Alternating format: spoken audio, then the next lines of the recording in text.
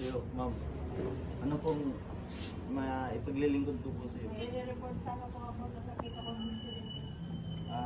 Ganun ba? Pwede kang umupo dito. Salamat sir. Ayos lang ba yung pag... Ma'am, baka gusto mong umihi o uminom. Okay lang po sir. O baka nagugutom ka po. Bago ka po magsisimula sa iyong pagsalaysay, magpapakilala po ako. Ako po si Investigator Monton. At baka magtaka kayo, ma'am, kung bakit marami kami mag-iimbestiga. Ito nga po pala yung mga kasama ko. Ito po pala si Operator Porteron. At yung kasama ko po yung cameraman si Andoy. Ako si Ano G. Bacoto, 19 years old, nakatira sa Bungkod, Tandog City. Tapos, may nakita po akong yung dumating na van, tapos may dalawang lalaking lumabas, kinidnap yung bata. Noong April 9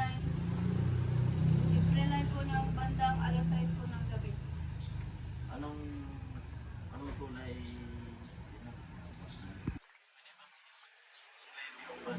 Kulay puti, makinis, pero may sira sa likod at may plate number. Pwede po ba i-describe mo yung plate number? Opo, ito ay ABC 122, Ano pong kulay yung van? kulay puti. Pwede po bang i-describe mo yung isang lalaki at anong damit? Nakaitim siya, may bonnet, may sira sa mukha at matangkad, napayat. Nakita mo ba yung driver ng van? Opo.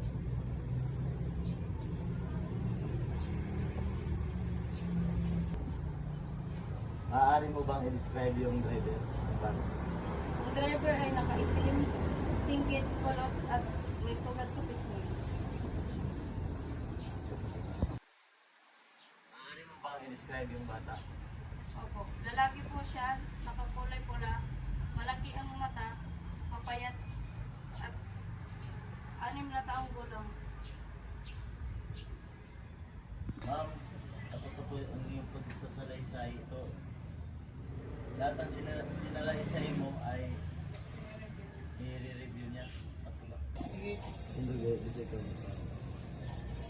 Ma'am, pwede ba natin i-review yung lahat ng sinabi mo base sa iyong pagsasalaysay sa ating investigator?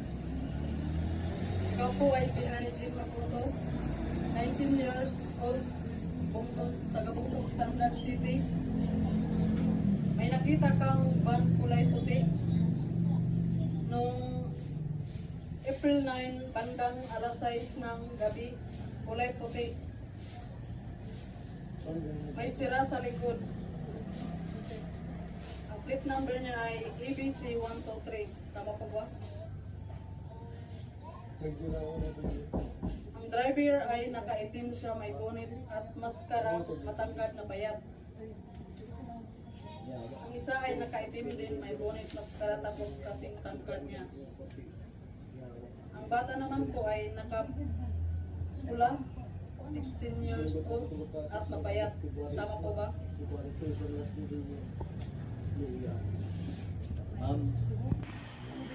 Maraming salamat po sa iyong operasyon. Maraming salamat po sa iyong operasyon. Ma'am, sino po yung kasama mo pa uwi?